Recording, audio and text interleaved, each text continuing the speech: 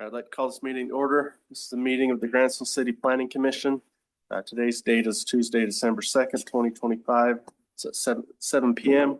This meeting's being held at 429 East Main Street in Grantsville. All members except for Commissioner Dwyer are present, and we'll go ahead and start with the Pledge of Allegiance.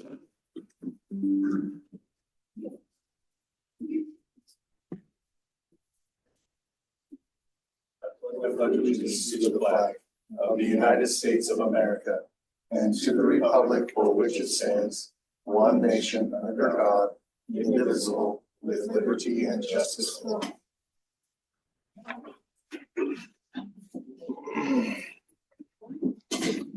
All right, we'll go ahead and start with the public hearing portion. We'll start with the proposed conditional use permit for Russell Wallace to own and operate a home-based business for the storage and rental of 3 16x7 roll-off dumpsters and 1 trailer unit located at 334 South Bannister Lane in the RR1 zone. Is there anyone that would like to speak on that?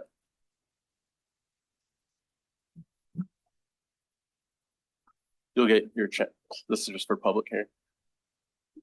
Is there anybody on Zoom? If you are, if you'd like to raise your hand button.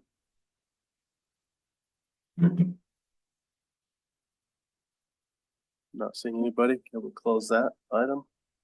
Move on to the next one. Consideration of a proposed amendment to the Grantsville City Land Use and Management Code, Chapter 7, Conditional Uses. Is there anyone that would like to speak on that? Anyone on Zoom? Not seeing any. We'll close that item. Move on to the last one. Consideration of a proposed amendment to the conditional use permit for the property located at 10 West Clark Street.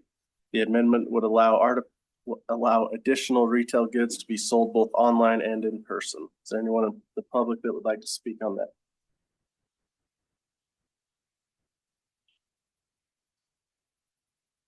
Anybody on Zoom?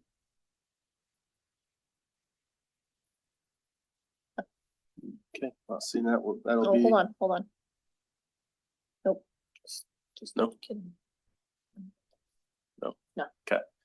All right. That'll close our public hearing portion. Move on to agenda item number 1. Proposed conditional use permit for Russell Wallace to own and operate a home-based business for the storage and rental of 3 16x7 roll-off dumpsters and 1 trailer unit located at 334 South Bannister Lane in the RR1 zone.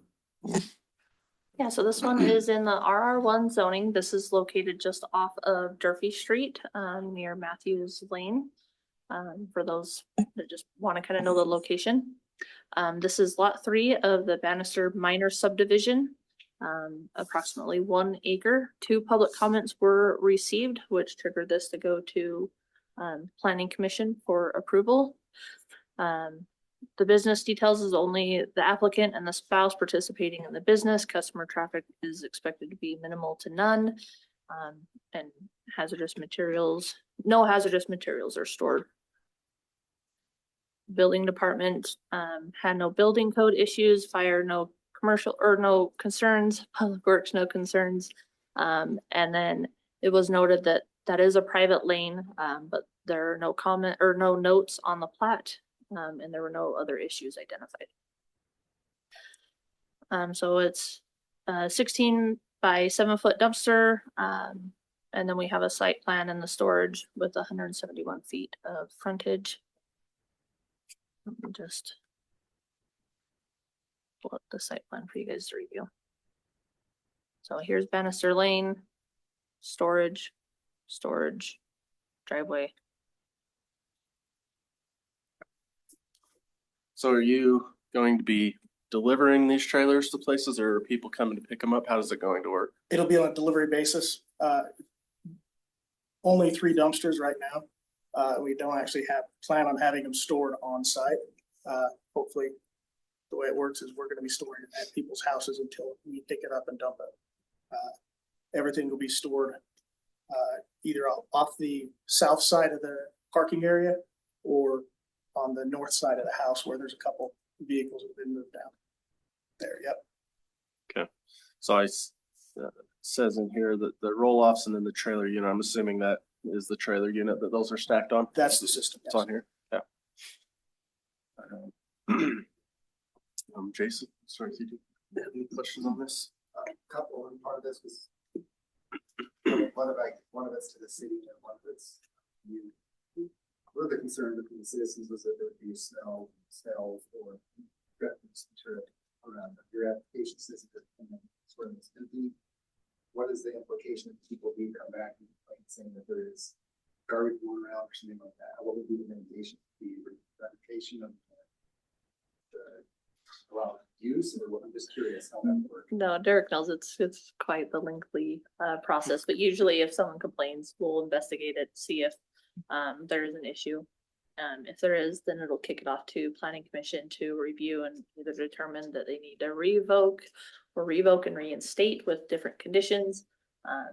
Really just kind of depends on what the issues are at that time. The other one was in there, and I think I read in your application, you talked about potentially fencing some of this, or it wasn't really clear to me. You're saying there's areas where you can put it behind or not, and then the application, you have 3 different proposed sites. Are you planning on any of them, or are you just? I'm curious. You mentioned just to know at 2 different sites, but on the application. We're open to complying with whatever they ask of us. My main, where it says on the far left side, Yeah, that's fine. that's just a 50 by 40 flat piece of ground. That's where I would like to store them. All right, and then the other issue that came up was individual Bannister was saying that something about easement, and there would be potentially limited access in the future. I was trying to follow what you meant there, but I wasn't quite sure. Can you explain that? So I looked into this, and I'm far from a lawyer. They can teach me that in Marine Corps. The verbiage in this plat map that was sent, basically on the overhead shot I gave you, I have full easement to the entire front of my property.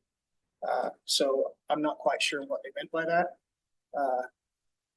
I have, coming off of Bannister Lane, I can pull out of my property. There's multiple spots all the way across my property. So I don't know where there would be any issue. I have lanes there for the required city openings down the sides of my property. So on the note on the plat, it does specify that there is a access easement in favor of lot 3. And so unless the city were to have Bannister Lane, I don't want to say removed, but dismantled, I guess, and then they had to access off of this other road, then that would remove that easement, but he would still have access. Also, if you go in the overhead picture, I appreciate you. On the north side of my road, I've already cleared and gravelled the entire lane for the easement on the right side. Mm-hmm. So there's all the way to the back of the property, there's about a 12-foot road coming directly off Bannister. Sarah? So am I understanding correctly that your customers are not transporting these? You're the one that's navigating them and manipulating throughout your property? 100%. Yes, 100%. Okay. I did notice you have multiple entries there, and I was going to ask about the driveway easement also. Because making that turn right there, if you were just to stay on your property instead of coming out onto the frontage or the private lane, would be pretty difficult for most people to do. Unless I'm not sure about which part you're talking about. the pull through right here. Yes. If you were to try to bring a trailer, like if I were to try to bring a trailer through there, I don't know if I can make that turn. Fair enough. Honestly, I only put that in there for looks. The white part is front of my property, Bannister Lane. That gives me about 45 to 50 feet of room to turn around if I need to. Plenty of room. It's not a very long trailer and it's a gooseneck, so it's a lot easier to manipulate. Do we have any idea where Mr. Bannister's concern came from? The 3-foot easement or the single driveway? The 30-foot easement? Yeah. Yeah, so that's what Bannister Lane is. Oh, so it's for the whole private road. Yeah, well, so It you got sounded 70 you were talking feet about and that then- main driveway right there, this. to the south. Yeah. So it's just a 12-foot strip, in favor of Grantsville is here. Then you have this 25-foot wide banister lane, and then you have this private lane.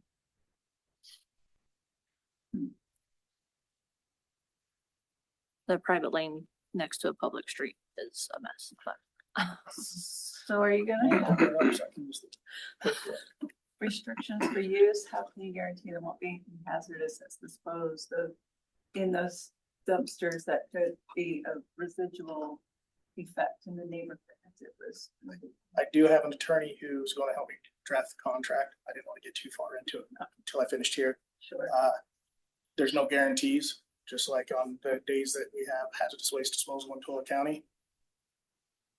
We sign a contract, all we can do is try to mitigate it as best we can. But there would be no storage at all on my property. All the pickups and everything would be within the landfill hours. And once we take it to the landfill, if there was hazardous waste there, we can deal with it.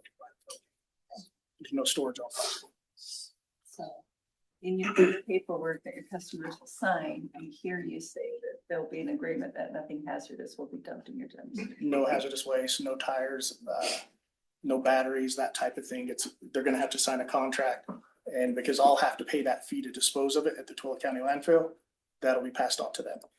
Are you gonna plow and maintain your property roads or access points for these or? That's a little bit older picture that we took. Mhm. I've already put in, I don't want to say how much in gravel, Yeah, to clean up the yard and do all that, but yes, we're actively adding more. Okay. And the lane is maintained by Ryan Bannister, so that the lane itself is owned by him.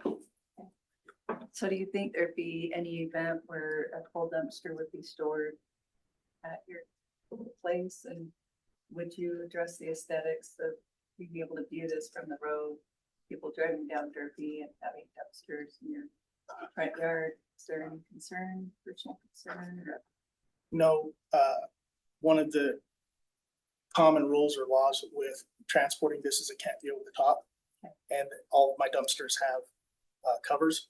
So even if it's full, if it did happen to be full, it looks empty. There's no eyesores to it. And obviously I have really nice dumpsters. I don't want nasty, rusty old dumpsters like you see at construction sites. They're bound to get that way. And, I've already got paint to repaint them. wow. Yeah. Yeah, I don't think I have any other questions. Okay, so, Thank you. with this, the way this is written now, if we just approve it as is with the conditions in the staff report and here, he'd be able to store them at any of those sites. Are you guys okay with that? Or do you guys want them so in the backyard behind the fence? oh, okay, sorry. I Yeah, thought you were that's what talking I'm about, trying to I thought you were talking about homeowners. I'm like. Yeah, we have. You're that's good. I and understand that's what you're another saying. thing is a homeowner's, it's supposed to look like their home occupation business. You're not supposed to tell that a business is running from that home. Right. In a Correct. nutshell. But I mean, that's like me storing my gooseneck horse trailer, my flatbed trailer, my other flatbed trailer, my 4 trucks. Yeah, I don't have any concerns about necessarily the aesthetics of it being in the front yard or stored on the side of the house. Our HOA that I live in has regulations that prohibit people from storing stuff like this, and they need to have it behind a fence, but there's no HOA, there's no deed restriction, there's nothing that our staff is able to find that would enforce an expectation like that. And so I feel like putting an expectation on that is maybe overstepping a little bit. Jason, your thoughts? All right. Shelby, did you have anything else? I'm okay with this. I just wanted to make sure that we all knew what we were approving. Did you have concerns about aesthetics with dumpsters being in the front yard or? No. Just as long as they're not parking on the street, right? And they're not blocking the traffic. 100%. And again, right now, only 2 people live on the entire road. And this is all stuff that I had to approve by my wife. Because she didn't want all of this happening without. Well, she's the real boss, so. All right. As long as we all have that clear. Okay, I'll entertain a motion if someone wants to do it. I just asked when you make your motion, you will have to read all the conditions that are outlined. On this paper, Yeah. right? Yeah.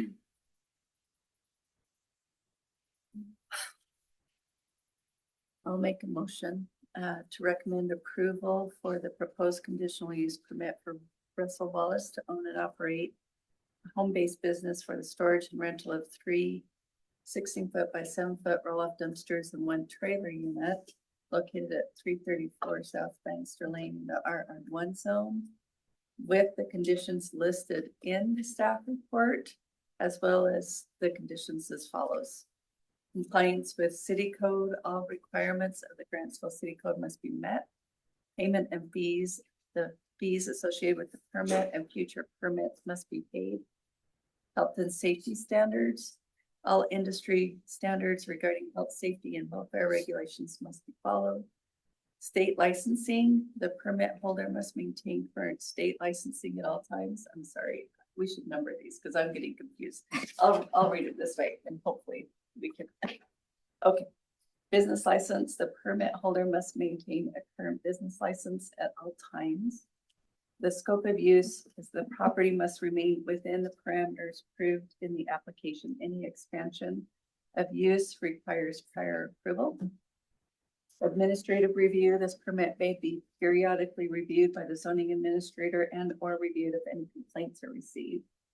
You may want to become familiar with the nuisance clause in our code.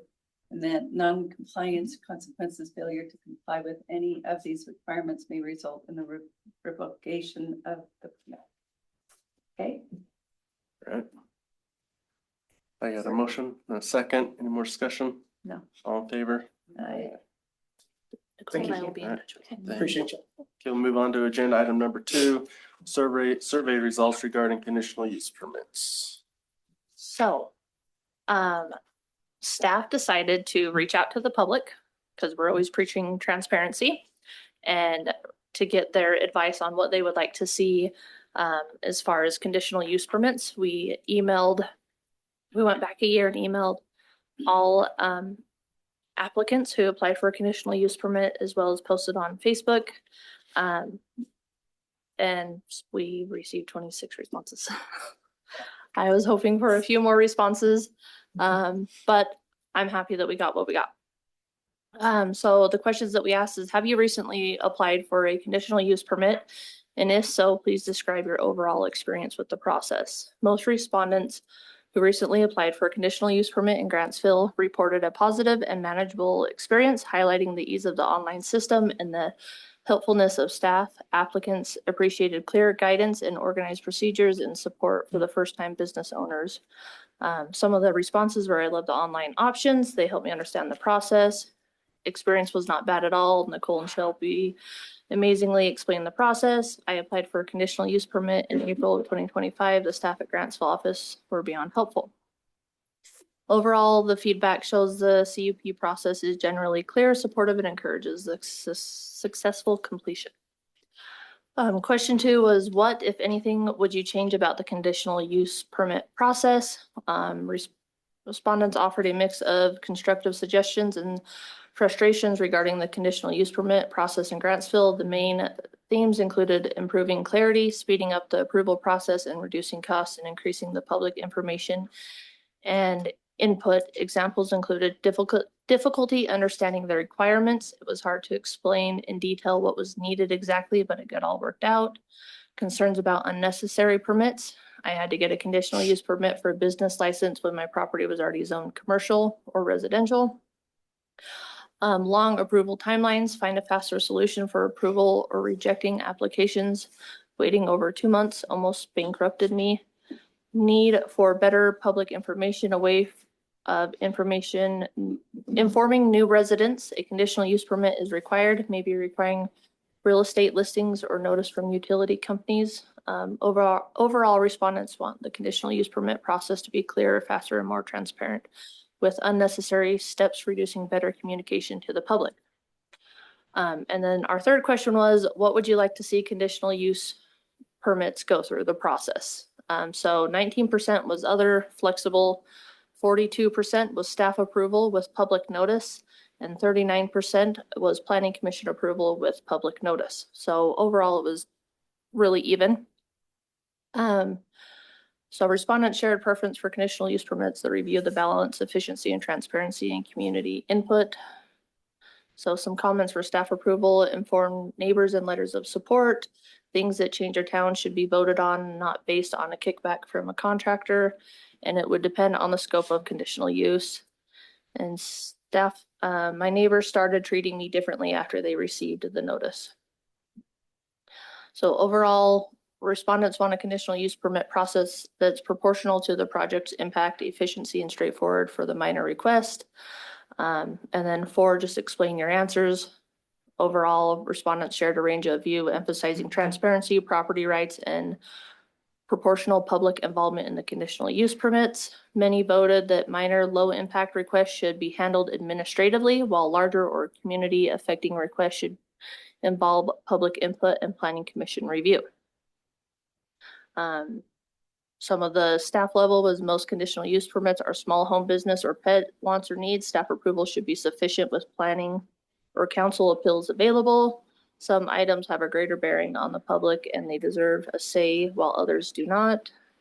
The public have generally not been notified in a timely fashion. Not sure there is a follow through on permits to see if conditions are being met. I should be able to do with my land as long as it follows city code, and my neighbor shouldn't get to change that. Grantsville City Council, Mayor, Zoning Commission, ignore the voices of constituents. Too many favoritism for the LDS church leaders and behind the scene deals with developers. Nicole provided all the responses so that you guys could see all the questions and responses, but I thought that would be helpful for you guys as we amend the code to see. I know conditional use permits were a big topic lately, and so just to see. Anyways, any questions? I mean, like, yeah, I wish maybe we would have got more respondents, but so this is better than none. So I do agree that some, like home occupations, pet stuff, that can all be done through staff, but things that are bigger, you know, like an Arby's project or things like that, that, you know, that process might look different, but that's something you guys, I guess, can figure out in the next little bit. And roosters. You're on city council now, so you can handle that. I know. What, do you guys have any comments or any discussion on this item? I have a couple. Does the city staff plan to do more with this? I think we are really looking at direction from planning commission. I mean, we don't want to throw suggestions out to you guys when it's not something that you're interested in changing. It kind of seems like it was a split decision from the public. You know, so I think we could change our code and amend it and push things administratively and take these bigger items like commercial towards planning commission. But again, we're just looking for feedback from the planning commission and city council. If Rhett would provide feedback to give us some direction. One suggestion I have is I like that they work together here. I think one of the things is just from like stakeholder engagement to look at this, looking back the comments or what people are saying and having the city response where the assembly is noted. Then maybe someone's complaining about this took too long. You can point back to the timelines or whatever. If you don't have that, maybe that's get more transparency. Say if you apply for this, you can pick up the X number of days a month so that people are clear on what the implications are. Some other comments about this process isn't clear whenever the notifications on for city code and reference that, but that's a way for us to say to acknowledge what you said. Someone comes back from us and they see that we've actually taken it. The intent is to get that focus of what it was. Yes, we put it forward, but it's that's actively trying to respond. So this was anonymous, and so we have no way of contacting. We wouldn't even need to contact them. It would just be another call to say, Just for the staff report.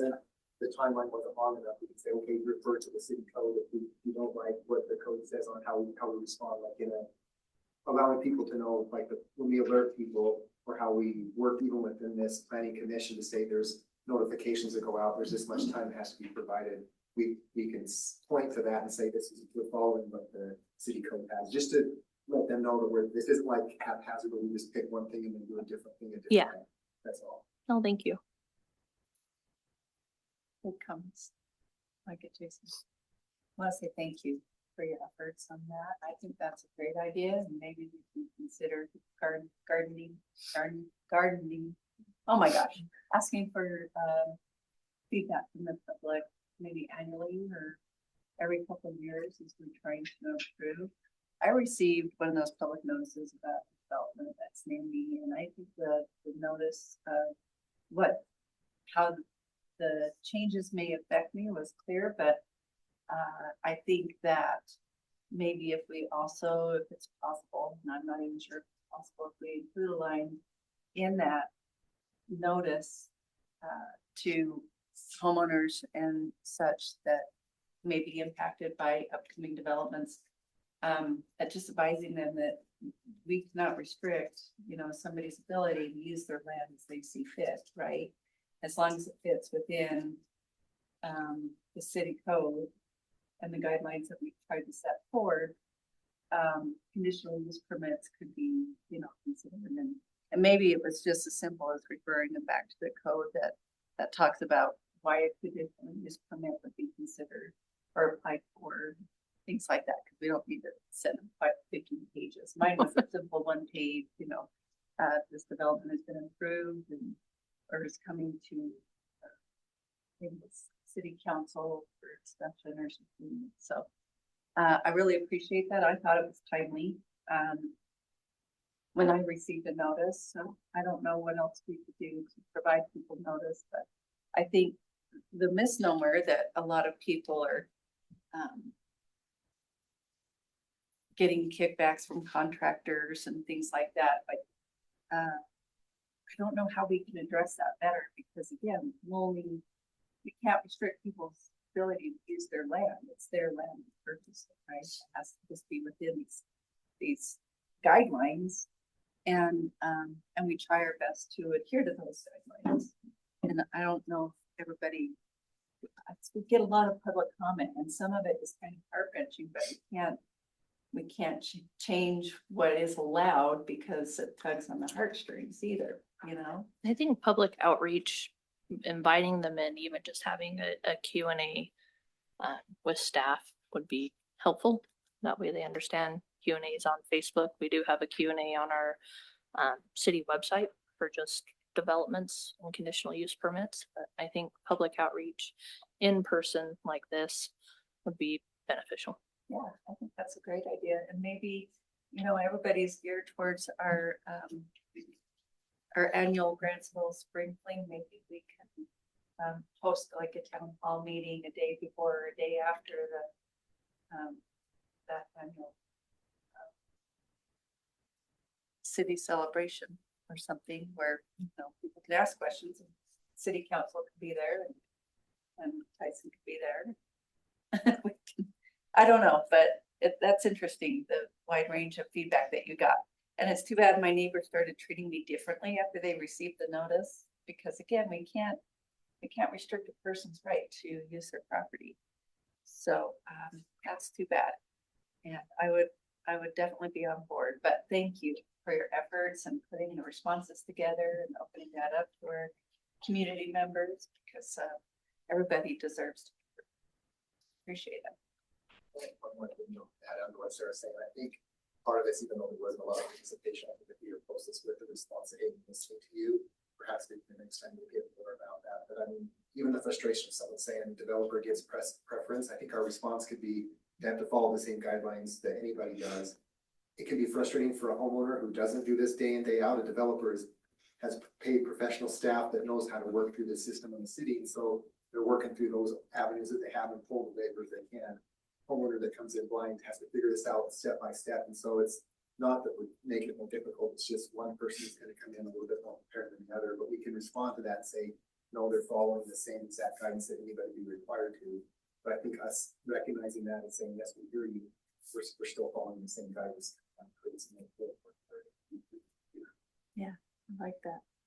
I like that. Would you consider posting the response table that Nicole created somewhere? I'd have to Are work you with, allowed? I would have to work with Tyson to see if we can do like the survey results and then a response column.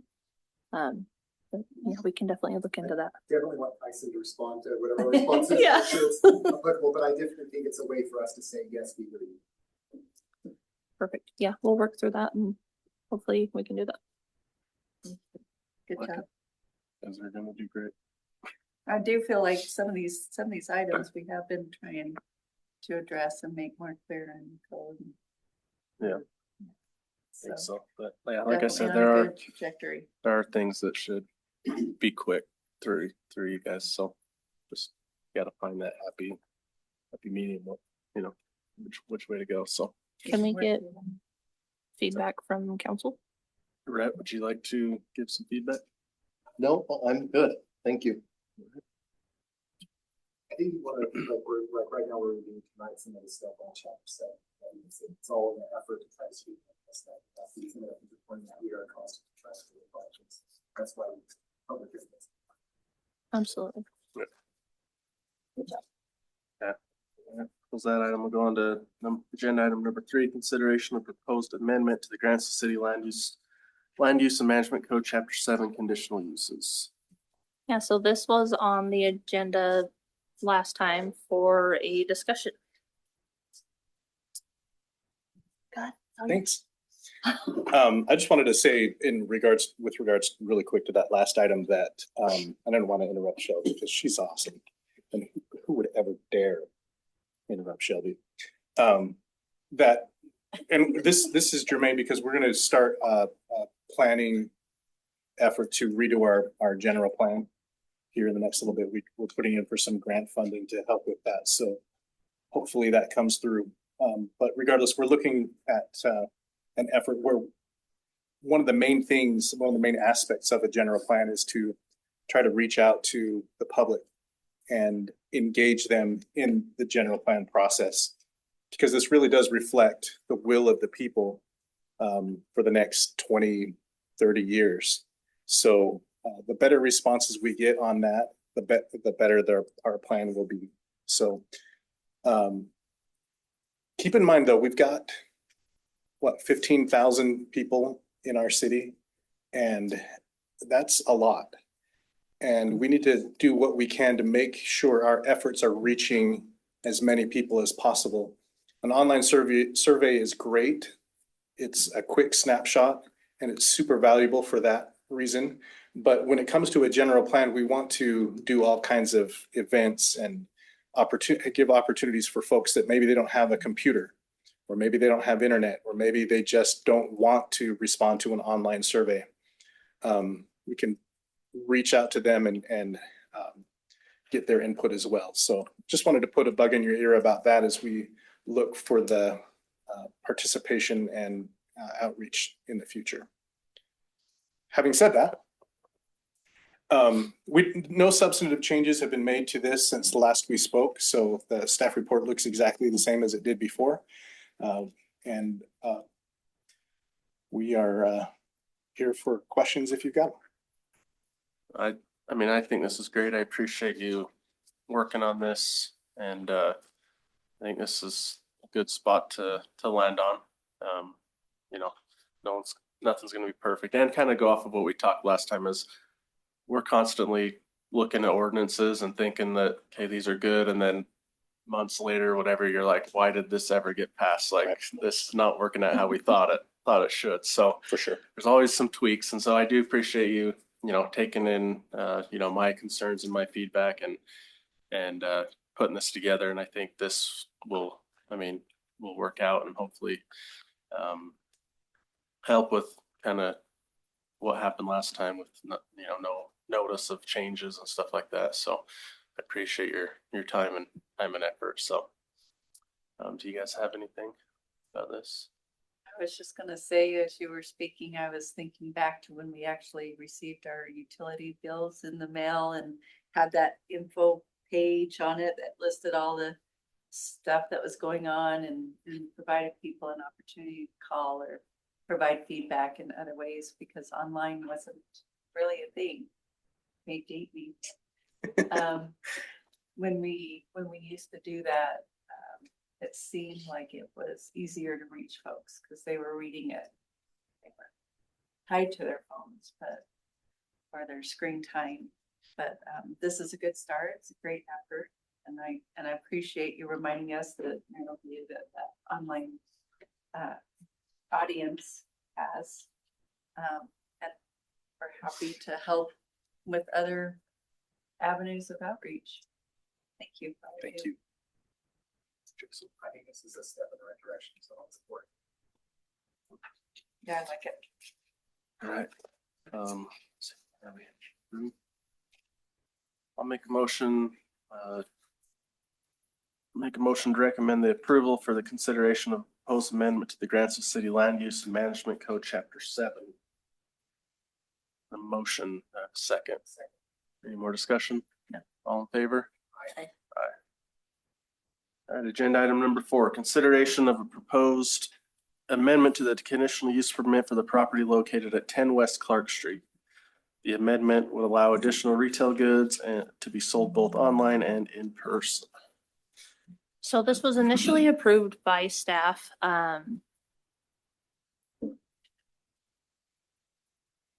Sorry. Yeah, this was, sorry. This was initially approved by staff when this was just a small little front yard little stand, and then it was brought to our attention that they have expanded in with 2 other structures in their front yard. In our code 4.9 and 4.8 does imply that no structures can be constructed in the front yard. We do have a city attorney's memo from 2023 confirming that, and then I did provide other responses to that as well. Other things that we do need to consider is in the RM7 under our use table, it does allow for, sorry, I'm trying to find it. It does allow for accessory buildings as conditional in the RM7. So we need to really determine, are these potentially movable structures allowed in this front yard, with this being, a legal non-conforming property. So that means that it was subdivided by quitclaim deed versus a development. And that's really what we're here for today, is for planning commission to determine, is this violating any land use ordinances? All right. Sarah, I'll start with you on this one this time.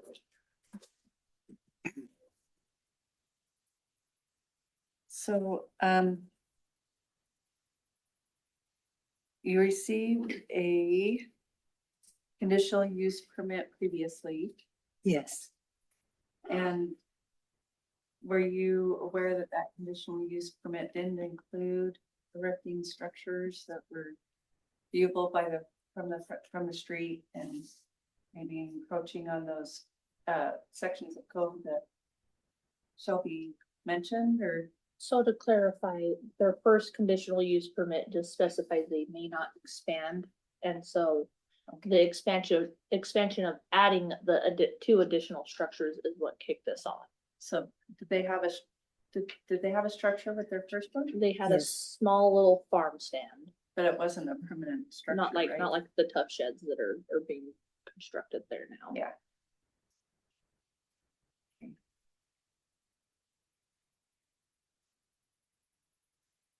And there's one for approximately, and then one approximately right there.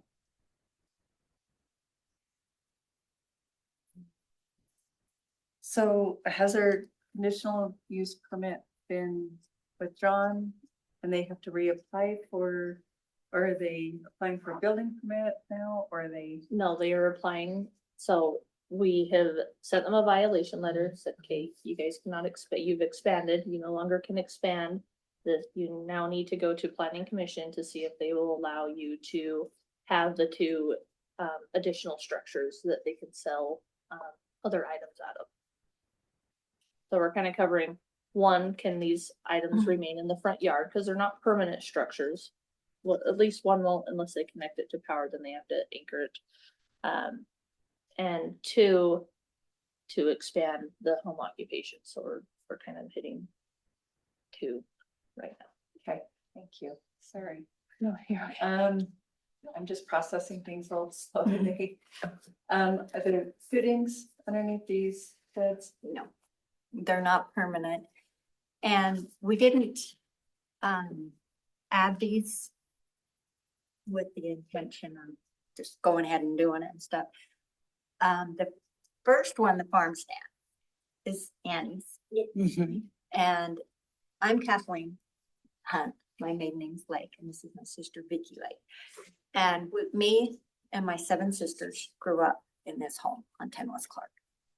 And this home is like one of the oldest homes in Grantsville. And we really wanted to do something to honor this. Because not just our family grew up there, there's a lot of older There is families that's a growing. time capsule in the home dated 1800. So anyway, we wanted to kind of like Amazing, built inside the frame of the home. honor this home. And so Annie wanted a farm stand. So we went to the city and got this. Then I needed to sell my tough shed, and they're all 3 buildings are under 200 square feet. And so my husband owns a tow truck. So he can have those buildings moved within an hour. Yes, Anyway, we just went with the good weather and yeah, so put the cart. she before- wanted to buy my building. So I'm like, okay, where do we want to put it? And she said, we'll just put it right here for now. And then it just kind of started happening.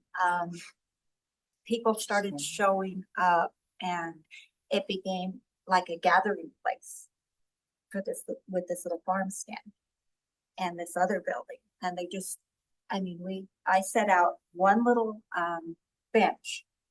And they just gathered. I looked outside, and there's 2 old men just sitting on this bench talking about the past and all this. And it just kind of like, this could be a good thing. The gardens started bringing their produce Yeah. to sell on the corner.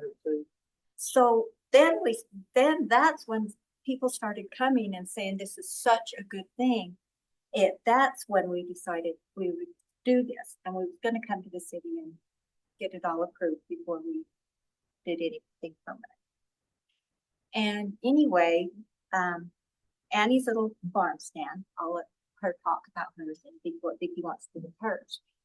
But it became more of like a gathering spot. And so we was thinking something like along the lines of a very small, like Gardner Village, just a place that has a place to gather and get the fruits and vegetables. And my Pay building, for the refurbishing of the home. yes, and my building, I don't want to stand behind a cash register. I don't want it to be like a strip mall, by no means. My husband makes everything I sell just about in a way. I sell, my granddaughter makes little stuffed animals. My husband makes little doll toys. It's that type of stuff that I want to sell out of mine. So Annie will be selling like the farm stand stuff. I would want to sell like handcrafted quilts, stuff like that. But just in more like you can come in and look if you want to purchase, that's great. If not, I want to be there with my sister. We want planter boxes around them that plants has the fruits and vegetables, flower boxes around them with a few little benches around them. We have ladies that ride their bikes down to the farm stand. We have kids that get off the bus and run over and get free candy out of the farm stand. It's just turned into such a fun spot. People are enjoy. just really, really drawn to it. And so it just kind of went from that. And so like my building, I have not sold one thing out of there. I do not have electricity to it. And my husband could pick it up and move it within. But then, I don't know, the city, before we could go to the city came to us and says, okay, you haul. And it's like, okay, we're coming. So anyway, I'll let Vicky, she's the actual owner of the home, her and Ann. So in the building that is sitting behind the farm stand and then the main home is here, there's the building in the middle. And I don't really personally want to put anything in it. I want the people of Grantsville to put in it. The gardens, the quilters, like the garden boxes and the panels that we want to put around the yard. I want the gardens to have them for the people in Grantsville to come get fresh produce and the watermelons, the Green River watermelons. That was a lot, but they went like crazy. They did. And like Kathleen said, people come and they talk and they talk about back in the 70s when it was all street games and we were all, it's great. It's just fun. People I haven't seen in years in Grantsville stop by. And I just want a gathering spot for us. Do you have any concerns or worries about any potential liabilities that you might be responsible for with having so many people on your property and damages or theft? I know we're double insured now because I do have that concern and it does happen. We know that. So I'm doubly insured and I need to find out more about that because I know there is liability for those things happening. So when I hear you say I don't want to sell anything out of this one building, I want people to be able. No, I want to sell it out of the building. It isn't just me putting the product in there. It's the people, the local people, like a gardening co-op, quilters co-op, for the local people to come together and rent spots out of the building and the garden boxes so that the gardens in Grantsville have a spot to be put and sold.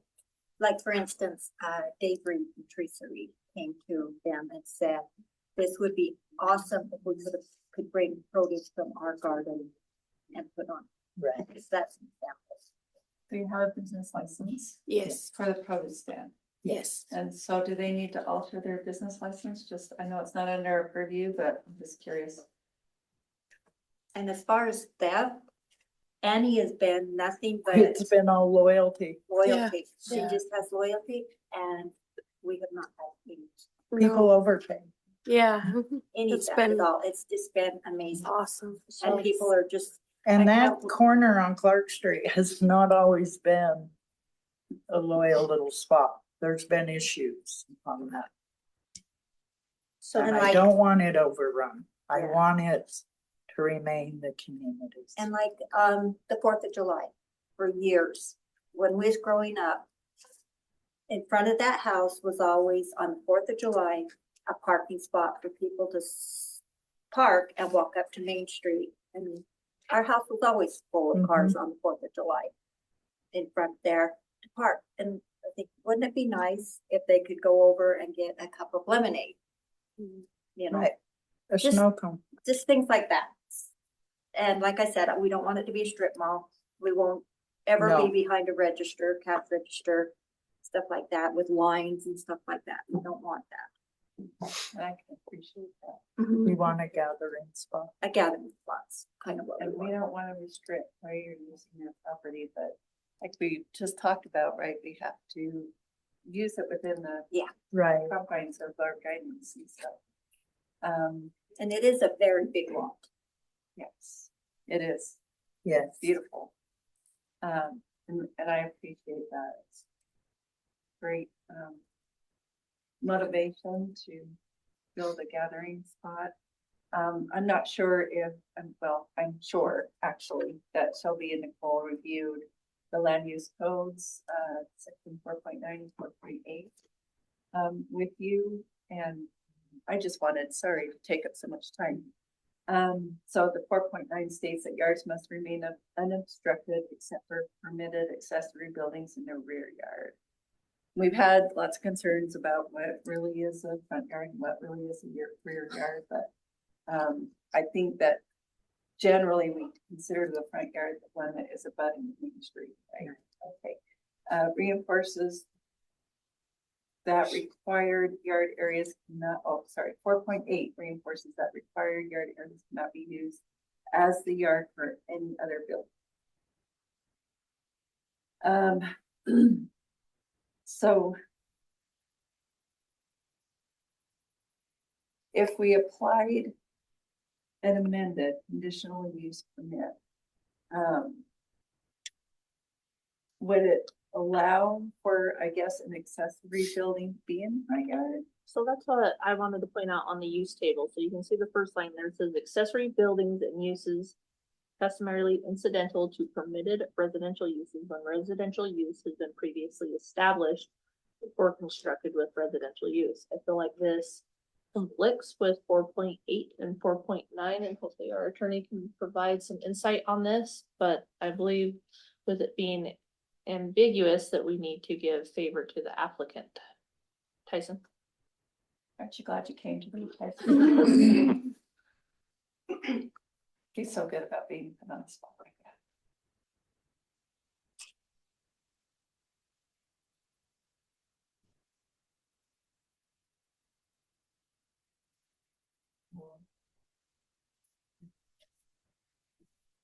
that. And then we Did you have, get the, I did, yes, I've got all that. and then in line 3, we have accessory buildings and uses customarily incidental to conditional uses. And so I feel like this now, an accessory building is now a conditional use. And so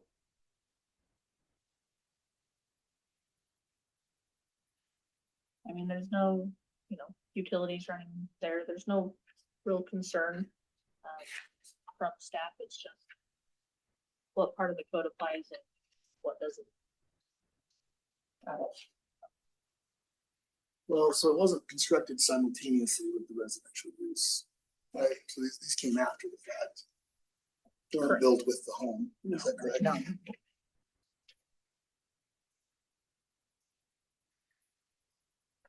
I just figured since it said or is, it left that the accessory buildings and uses customarily incidental to permitted residential uses, comma, when residential uses have been previously established, which it is, or constructed simultaneously.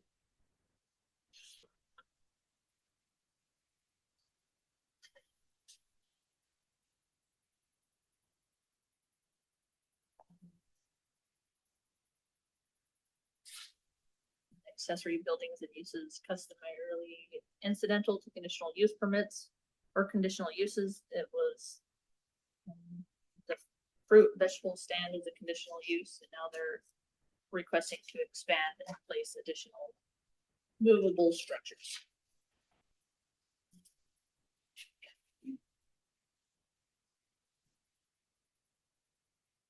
So again, there were no concern raised by staff. It was more just what part of the code applies. interpretation? Yep.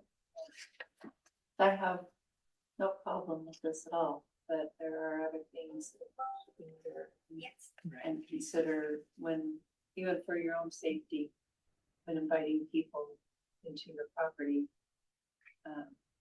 that, don't always have the most respectful, could be nefarious. I think the third one down, accessory buildings and uses customarily incidental to conditional uses, is the appropriate section there. So it would be a conditional. However, this isn't a fruit/vegetable stand, which is not permitted. I mean, it's an egg stand, right? So She sells. I sell eggs. She does, sorry. Yeah, she had fruits and vegetables and all that good stuff. Selling the RM7, right? Yeah, slide over, let's see RM7. And her eggs sell really well. Yes, they do. Okay, so yeah, doesn't make a difference. It's conditional. RM7, oh, It's not conditional. Not condition, this was your home occupation. Which is right there.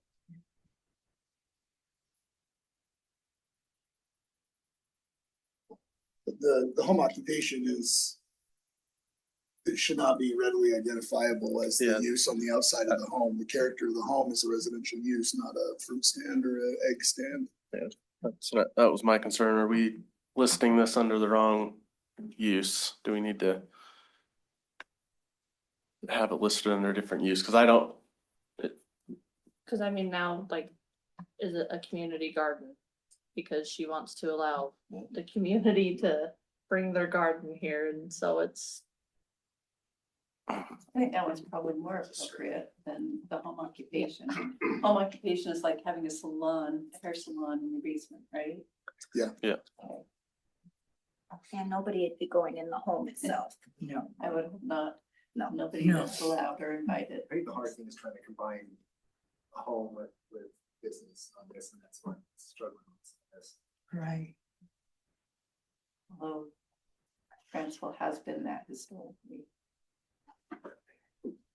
And I appreciate that you're embracing the history where we had to depend on our neighbors. And Clark Street is such a historical street in Grantsville, you know, the Clark Farm, First Ward Church and all of it, And all that's the what way we want to down. do I is want to help preserve. this home and honor this home. That's I I don't, can't tell without you the doing number something of to the home people and without changing that it. were born in Grantsville in that home. I don't think we It's have an just- issue with it. If I'm reading the table right, I don't know. Yeah, sorry, you haven't got much to say, but I don't. But my only concern is with the conditional use that it's under is home occupation. I don't know if we could approve it under that. We'd have to figure out what where it community falls. garden or what we would put it under. Cause it doesn't match with the home occupation portion now.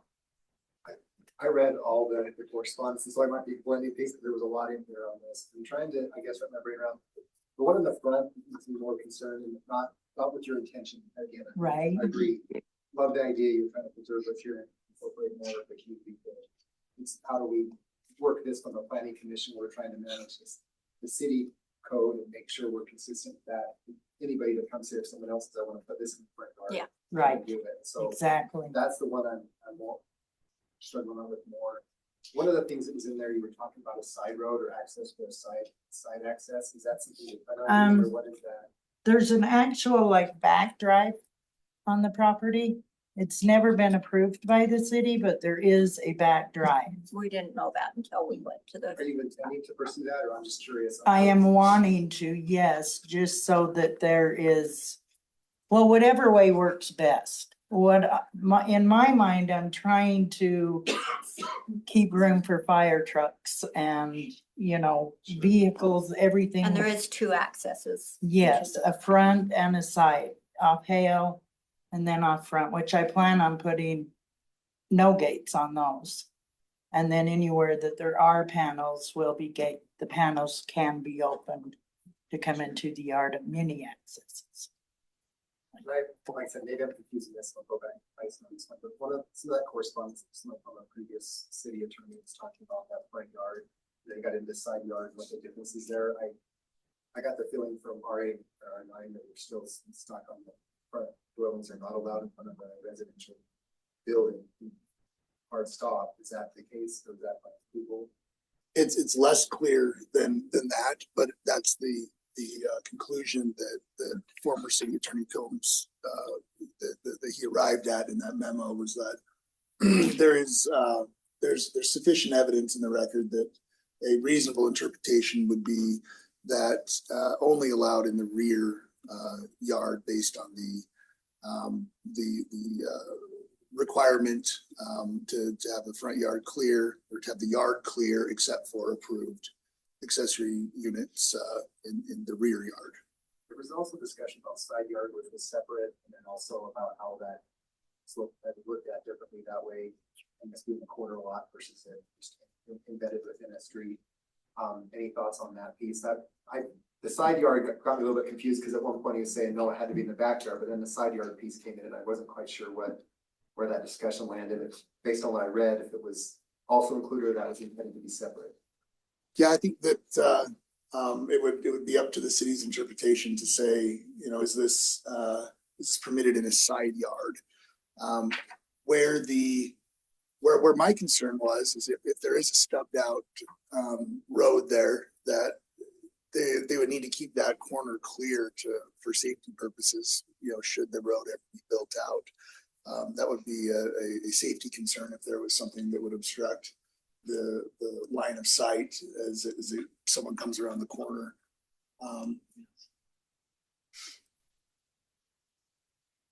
And just that all the setback requirements would need to be in place if it were to be approved as being in a side yard.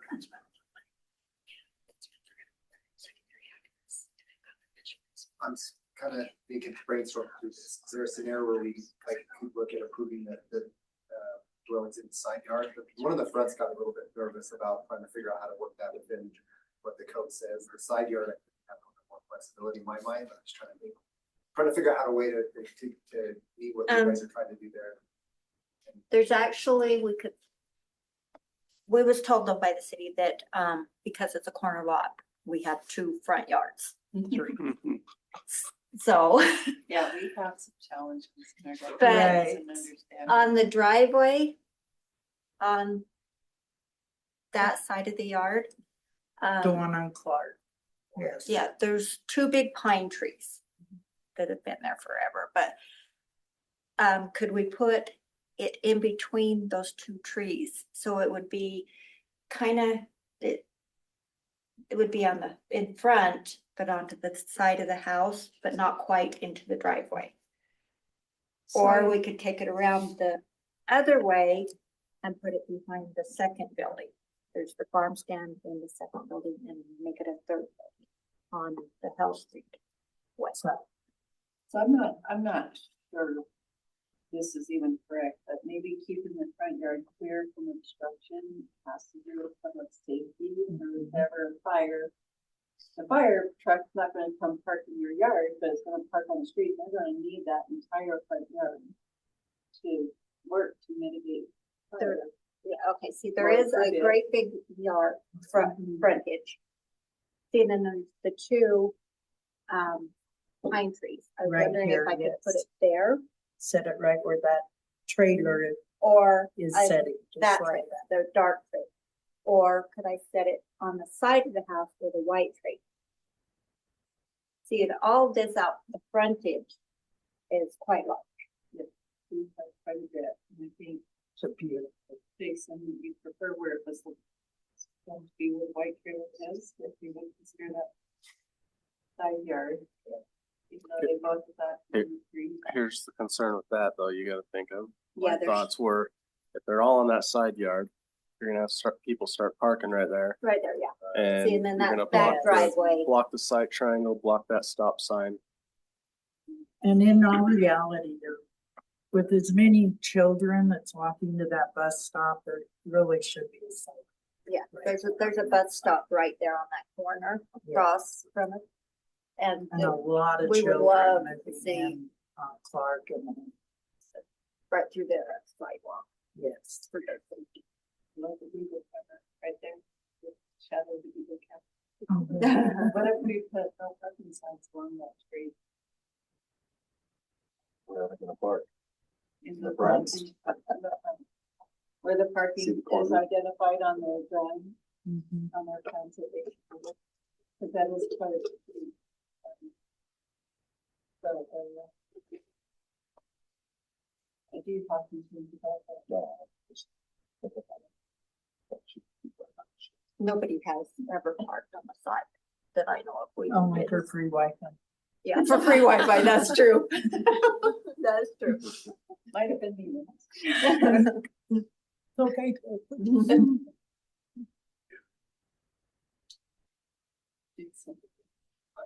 I really trying to figure out how to make this work, but we're trying to blend really commercial with residential. Right. And then some of these setback things. But.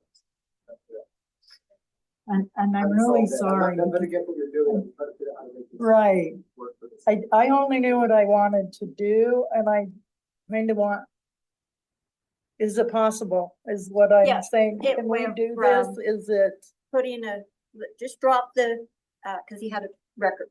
Right. So just drop it right there for now. We can move it later. Vicky will go to the city later and find out exactly what. And so then it just kind of started happening. Yes.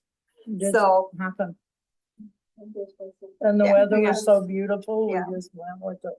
And 2 trips a week to Green River to get melons. Kept us busy. So, yeah. And the creamery curves. It's been fun, though. It's been great. So here's a couple things that I'll just bring up. So in the staff report, fire chief said he had no concerns. So Okay. we remedied that.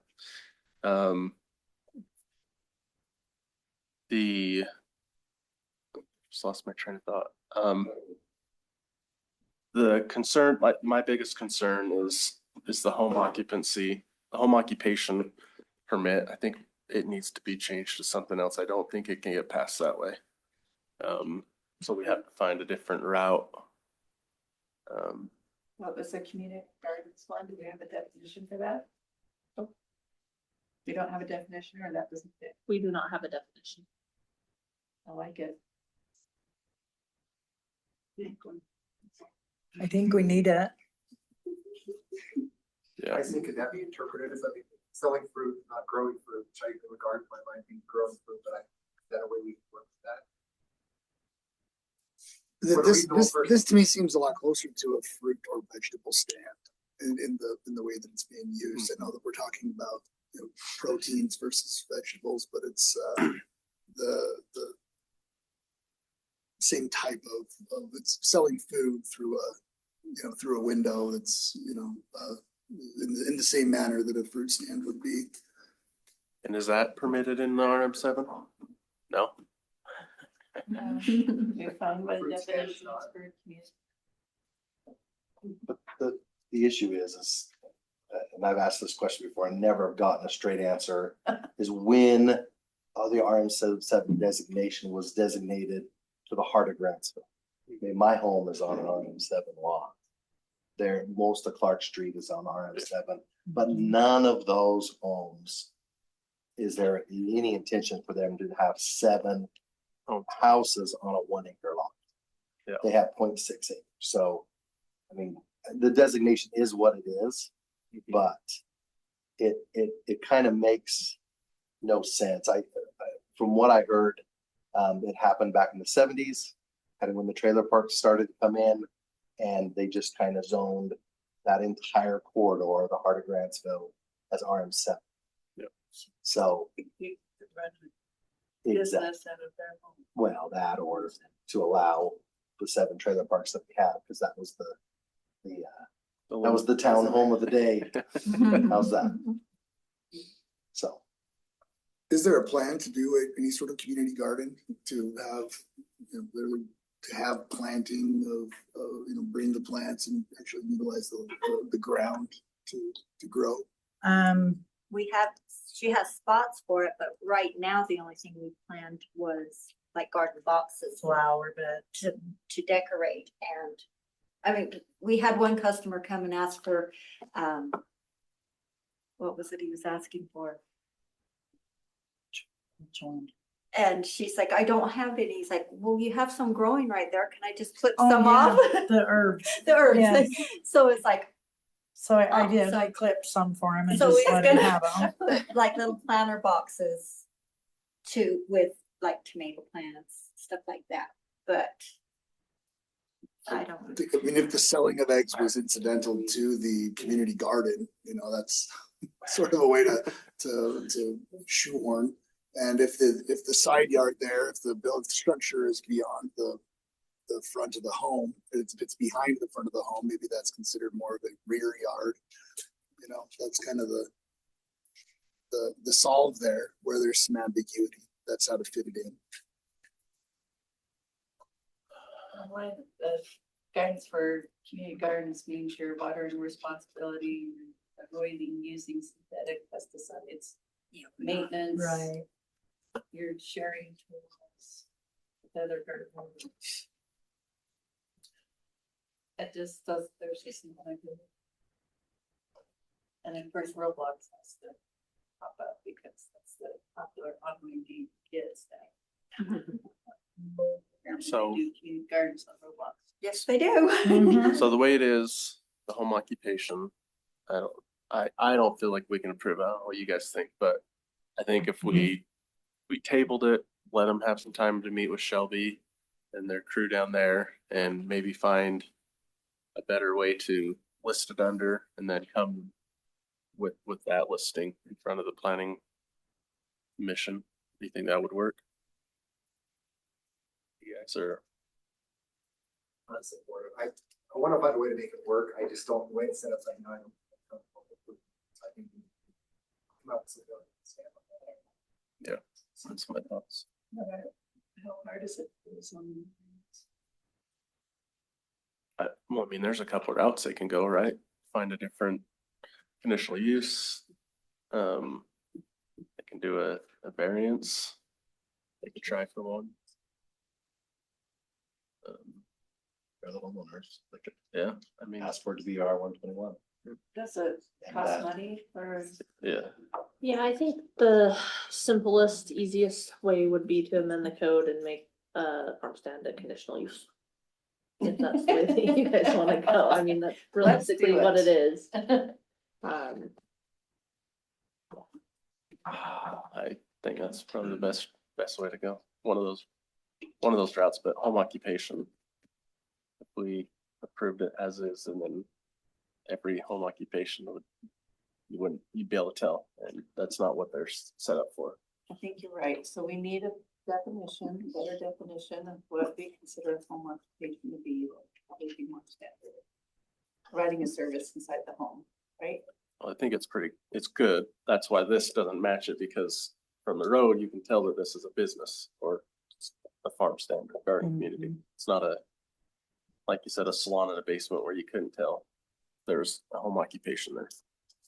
So approving the fruit produce stand under the R17 zoning designation, does that take a public hearing? Your years are done for the season, right? Well, that's what the other two buildings was gonna do, is to kind of keep us going all year long, like me selling the Right, things the homemade things that I make. but it might be next year, right? But it sounded like we might, I've closed it up, I haven't sold anything out of it Right, at all. and even the But- farm stand isn't really selling anything, cause, So we can close it up you know, the until season. it happens. I've just been going to It little, would take. The fastest we could amend it would be on the 17th. Of December? Yeah, of December. Oh, yeah, let's do it. okay, Yeah, So the 17th, is that our next meeting or is that a special meeting? 16th is planning commission, 17th is city council. That's if we had everything aligned, not promising. anything, Oh, but- yeah. Sure. But at least by Right. January. yes, That puts you in I- terrible. Rather than being over optimistic, I think we'd be realistic and say it might go into January. a little bit Yeah, later, that's- But if that's something you can work with, I think let's try to find a way that we can get yeah, this. I've been going to like allowed to Christmas festivals and boutiques and Right. stuff, selling my we'll little just things, so continue I'll just keep online doing and, that and online and. So is this closed down, the farm stand for now? Is that what you did? Or leave it open and we are, Cause she does still sell her eggs, Yes. and she sells a lot of them. yes, I Yeah, have, they have not canceled their Mhm. Conditional use Okay. permit. We were just talking about altering The the other other. one, okay. And, I just and I wanted to did go clarify. down and talk to Nicole and she did say, you can run the farm stand, but you need to watch, what you're selling, what you're, I agree Yeah. with Nicole. right. I've always She's agreed. been amazing help. Yes. Yes, because I'm completely ignorant It's when it comes to this right now. I really am. okay. Filling around and. And I don't want the neighbors mad, or I don't Yeah. want to Oh, upset I'm sure anybody the in the neighbors are community. mad. And Plus, you have some support, but we don't want to restrict what you're doing, but we definitely need to color within the lines. yes, absolutely, we agree. Okay, So if we're good with it right now, I'm gonna make the motion that we table this for now and you guys come back after you've had some time to work through this and we have some homework to do on our side as well. Perfect. sounds good, Yes. Jason. Thanks, Derek. On the 17th. Motion, I'll second that Keep in motion. touch with Nicole. Okay. Yes, Okay. thank you, ladies. Do so you have much. any other, No. motion in a second? I'm good. Okay, all in favor? Aye. Aye. All right, move on to agenda item number 5, approval of the minutes from the November 4th, 2025 Planning Commission regular meeting minutes. We'll do that one first. Reviewed them. I did not have any concerns. We're doing the regular meeting first. Yes, the one from the 4th first. I didn't see anything on that one. I didn't have anything that popped up. I'd like to make a motion to recommend approval for the minutes from the November 4th, 2025 Planning Commission regular meeting. A motion, Second. a second, all in favor? Aye. All right, now for the Planning Commission Who made the motion? Who seconded? motion, second. Okay, thank you. Sorry. And now for the November 18th, 2025 joint working meeting. No concerns. No concerns here. I'll make a motion to approve the minutes from the November 18th work meeting. Motion A second. and a second, all in favor? Aye. Agenda item number 6, report from city staff. I don't think I have anything. Arby's is open. Arby's is open. That's what I got up to say. Go get your curly fries. You got the meats.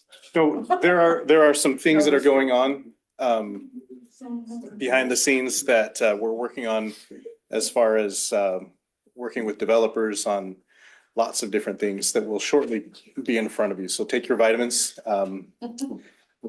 Keep your pencils sharp and watch for those things as they come online. We are meeting with developers from Robert Green, who wants to develop his property out by the racetrack. The Romney Group's coming in with some interesting and exciting things. A lot of the things that I'm aware of, we can't talk about publicly, but if you'd like to stop by my office sometime, I'm happy to give you a rundown on those things. But needless to say, it is going to get really busy and a lot of fun here in the very short near future. So After Christmas, right? what's that? After Christmas. Oh, after Christmas for sure. I mean, within the next 2 to 5 years. Yeah. I don't mean in the next 6 weeks, but wait, Christmas isn't 6 weeks away. It's only like 3 weeks. Oh man, I need to get shopping. Okay. That's it for me. Thanks, guys. Thank you. Thank you. Anything else? Anything from anyone? All right. Close that item, move on to open forum for planning commissioners. Sarah, would you like to start? Do you have anything? Nothing comes to mind there. Jason? Nothing to add for the. I really tried to make this meeting last long. Yeah, I, on the tail end of a man cold, it about took me out, so. I'm sorry. We have one more meeting with you. I know, that's why I came to this one. I got off my deathbed and decided to come. Thank you. All right. I did have one question that I forgot to bring up. So the sign ordinance that we approved here and went on to, it's going on city council tomorrow night, I believe. Is that going to affect our notification signs? No. No, Those are ours. well, I know they're ours, but is it going to affect how we place them, how long they can be there? No? All right. That's the only question I had. All right, agenda item number 8, report from city council. We have not met since our last meeting, so I mean, we meet tomorrow. I don't have anything necessarily for you three. Oh yeah, because you You have guys anything met for the me? night before us. Yeah, we met the night before. So, You guys have anything for city council you want to take back? okay. Alrighty. Short. I'll make a motion that we adjourn. Second. Okay, now I have a question. There was this great big shovel that was huge on this trailer going down Clark Street today. Does anybody know where that's going to? It's like